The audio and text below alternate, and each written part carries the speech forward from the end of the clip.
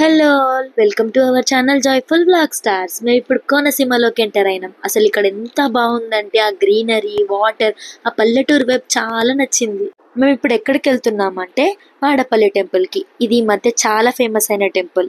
ఇది తూర్పు గోదావరి జిల్లా ఆత్రేయపురం దగ్గర ఉంది. ఆత్రేయపురం అంటే అందరు గుర్తొచ్చేది ఏంది? పూతరేకులు కదా. టెంపుల్ గురించి ఏంటంటే ఇక్కడ వెంకటేశ్వర స్వామి వారు ఎర్రచందనపు చెక్కలో వెలిసారంట. ఇక్కడ రాతితో కాకుండా ఎర్రచందనపు చెక్కలో ఉన్నారు కాబట్టి ఇక్కడ స్వామివారికి అభిషేకాలు జరగవు. ఇక్కడ 7 శనివారాలు స్వామివారికి పూజ చేస్తే కోరిన కోరికలు నెరవేరుతాయని నమ్ముతారు. ప్రతి శనివారం ఇక్కడ ఒక జాతర లాగా జరుగుతుందంట. ఫస్ట్ అయితే ఇప్పుడు ఆకలి వేస్తుందని బ్రేక్ఫాస్ట్ దగ్గర ఆగినాం. బ్రేక్ఫాస్ట్ చేసుకుని టెంపుల్ దగ్గరికి వెళ్ళిపోతాం.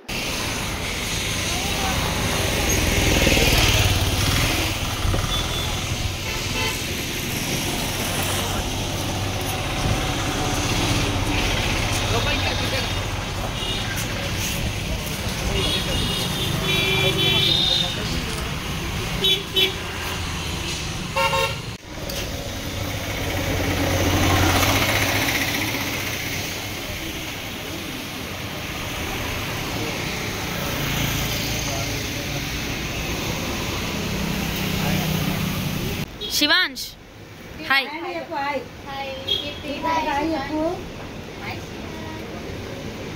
హాయ్ శివాంష్. ఈమెకి ఏమైందో ఏమో, బోండాలు అడుగుతుంది, దోశలు ఇస్తానని చెప్పి సైలెంట్గా కూర్చుంది.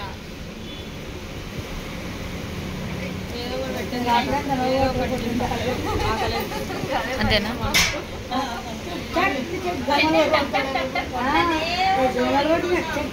బ్రేక్ఫాస్ట్ కంప్లీట్ చేసుకుని టెంపుల్ కి స్టార్ట్ అయిపోయినాం. ఇప్పుడు టెంపుల్ గురించి ఏంటంటే ఇక్కడ వెంకటేశ్వర స్వామి వారు గోదావరి నది ఒడ్డున స్వయంభుగా వెలిసారంట.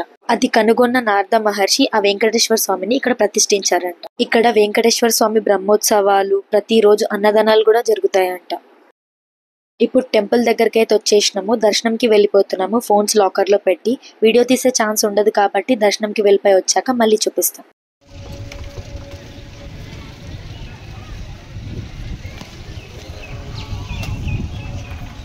ఇప్పుడు స్టార్ట్ అయిపోయినాం. నిజం చెప్పాలంటే నేచర్ పిచ్చోళ్ళకి కోనసీమ చాలా కనెక్ట్ అవుతుంది. ఎంత బాగుందంటే ఒక సైడ్ కొబ్బరి చెట్లు, వాటర్, ఈ రోడ్స్, అసలు విలేజ్ వైబ్ అయితే నిజంగా చాలా నచ్చింది. ఏం ఒక మినీ కేరళ లాగా అనిపిస్తుంది. నిజంగా ఈ ఎక్స్పీరియన్స్ మాత్రం అందరూ చేయాల్సిందే. యాక్చువల్లీ నిజం చెప్పాలంటే మాకు ఈ ట్రిప్ లో ఈ కోనసీమ అనే ప్లానే లేదు. సడన్ గా ప్లాన్ పెట్టుకున్నాం. ఇది ఇంత దూరం వస్తున్నాము, మళ్ళీ మళ్ళీ రావాలి అన్నా చూడాలి అన్నా సపరేట్ గా కుదరదు కదా అని ఈ ప్లాన్ కూడా యాడ్ చేస్తాం.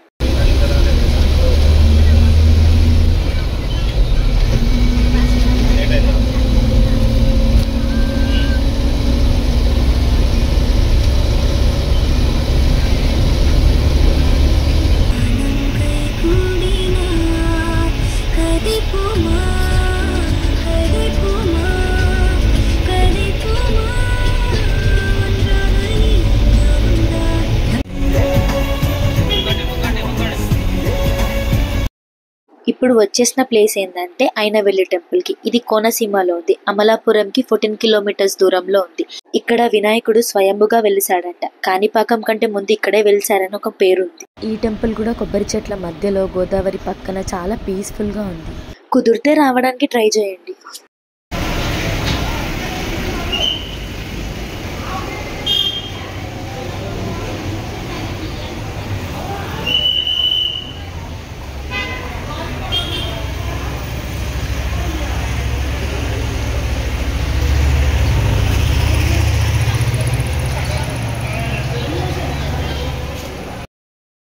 ఇక్కడ విఘ్నేశ్వరుడు కొబ్బరికాయల ప్రియుడంట. ఆయనకి ఏదైనా కోరిక కోరుకొని జరిగిన తర్వాత 11 లేదా 101 లేదా 1001 అలా కొబ్బరికాయ కొడతామని మొక్కుకుంటే వెంటనే కోరికలు నెరవేరుతాయంట. మేమైతే అలా ఏం మొక్కలేదు. ఇక్కడికి వచ్చాం కదా, మళ్ళీ ఎప్పుడు వస్తామో తెలియదు అని చెప్పి ఒక కొబ్బరికాయ కొట్టి టెంపుల్లోకి వెళ్ళిపోయాం.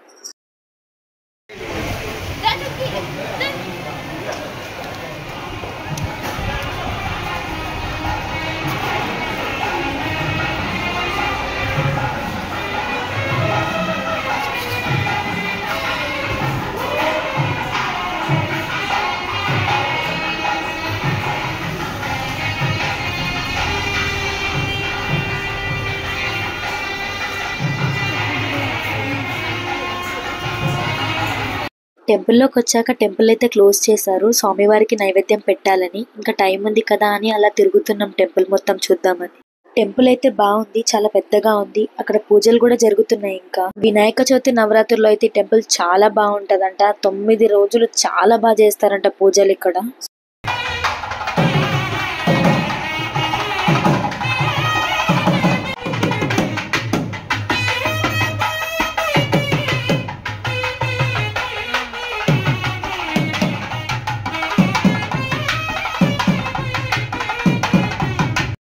ఇప్పుడే స్వామివారికి నైవేద్యం తీసుకెళ్లారు. ఇంకా టైం పడుతుంది కదా అని అందరం అలా కూర్చున్నాము కొద్దిసేపు.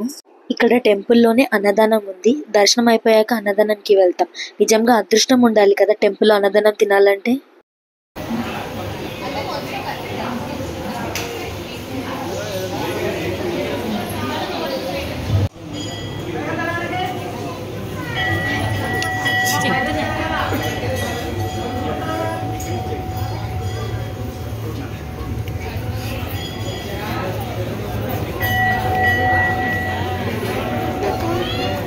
దర్శనం అయిపోయింది, చాలా బాగా జరిగింది. ఇప్పుడు అన్నదానంకి వచ్చేసినాం. అన్నదానం కంప్లీట్ చేసుకొని ఇంకా కొద్దిసేపు అలా ఈ చెట్ల దగ్గరే టైం పాస్ చేసి స్టార్ట్ అయిపోతాం.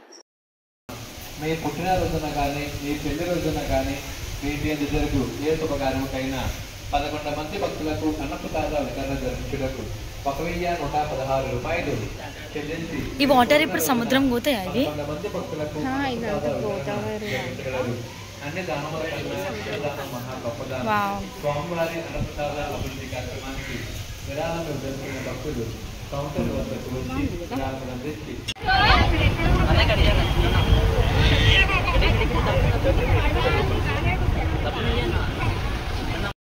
నిజంగా ఈ కోనసీమ గురించి ఎంత చెప్పినా తక్కువే అనిపిస్తుంది. అసలు ఎంత బాగున్నాయి నిజంగా. కొబ్బరి చెట్లతో అయితే నిండిపోయింది విలేజ్ అంతా. అసలు ఎంత చిన్న చిన్న ఇల్లులు, చిన్న చిన్న రోడ్లు ఎంత బాగున్నాయి అంటే అసలు ఇక్కడే ఉండిపోవాలి. నేనైతే ఇలాంటి నేచర్ ఉంటే చాలా ఎంజాయ్ చేస్తాను. అస్సలు నిద్రపోను ట్రావెల్లో. ఇంత నేచర్ ని పెట్టుకుని ఎవరైనా నిద్రపోతారా చెప్పండి. యాక్చువల్లీ ఇక్కడ మేము అయినవెల్లి నుండి ద్రాక్షారామం వెళ్తున్నాం. ఇక్కడ నుండి ద్రాక్షారామం వెళ్ళాలి అంటే మనకి మిడిల్లో పంటి ఉంటుంది. పంటి అంటే ఏంటో పైన వీడియో పెడతాను చూడండి. పంటి అంటే ఇలా ఈ ఒడ్డు నుండి ఆ ఒడ్డుకి ఇలా బోట్లో తీసుకెళ్తారనమాట. ఏ వెహికల్ అయినా ఎక్కిస్తారు దాంట్లో.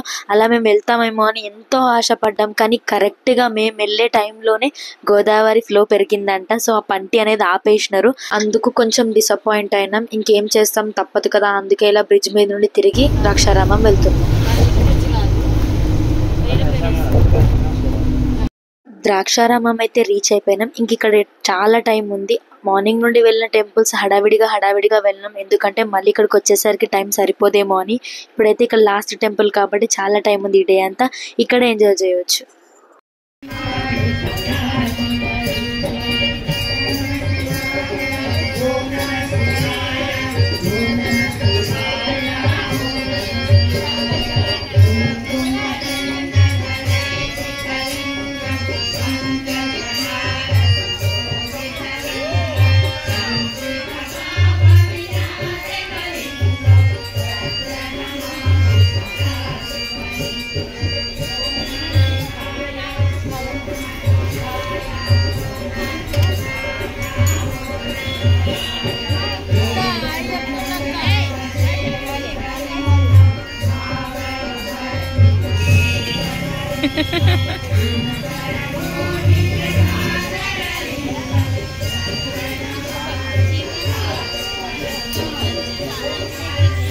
అసలు ఏ టెంపుల్లో ఇంత పెద్ద కోనేరు ఉంటుంది? నేనైతే ఫస్ట్ టైం చూస్తున్నా ఇంత పెద్ద కోనేరు. దీంట్లో టాటాయిస్లు ఉన్నాయి, ఫిష్లు ఉన్నాయి, చాలా క్యూట్గా ఉన్నాయి.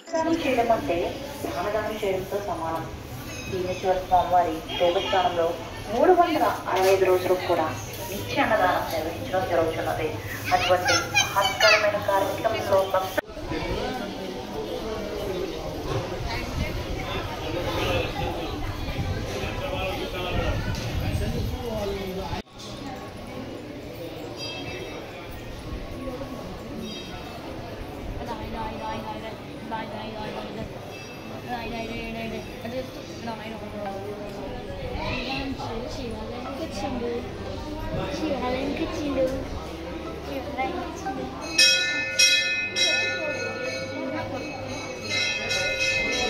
ద్రాక్షారామాన్ని దక్షిణ కాశీ అని కూడా అంటారు. ద్రాక్షారామం పంచారామ క్షేత్రం, ఇంకా శక్తిపీఠం కూడా.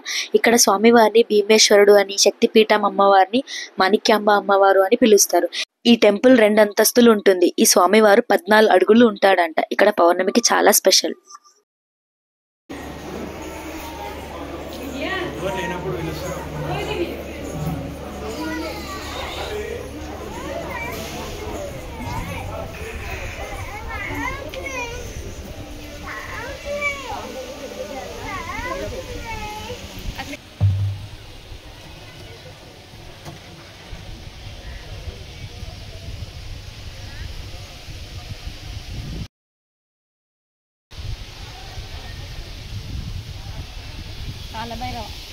కాలభైరవ స్వామి గుడి ఎంత పెద్ద గుడి.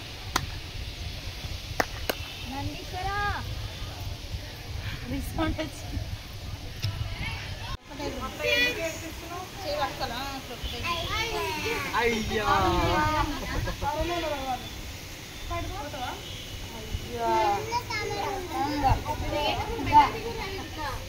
మమ్మీ దిగేటప్పుడు చాలా మెల్లది ఊరి కాలు జారుతాయి.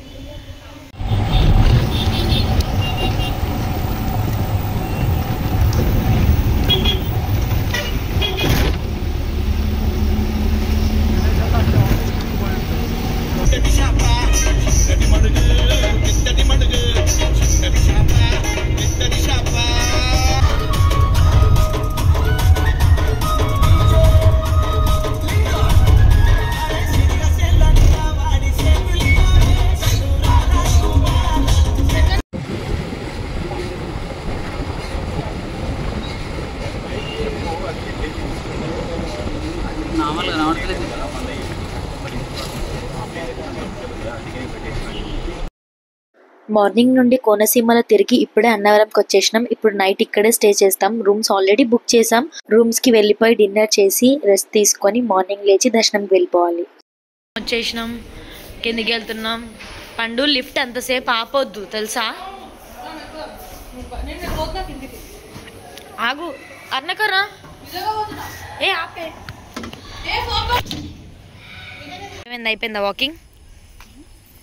నీడని చూసుకుంటున్నాను. నీడలు చూడుతున్నాడు.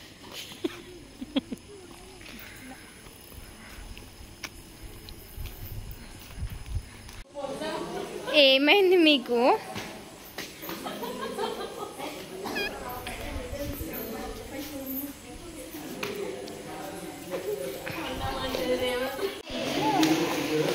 స్నిగ్ధ కాదు, నాకు ఇంకోసేపు వాకింగ్ చేస్తాం కదా, ఎందుకంటే పట్టుకొస్తున్నావు? పొద్దున గుడికి పోవాలి.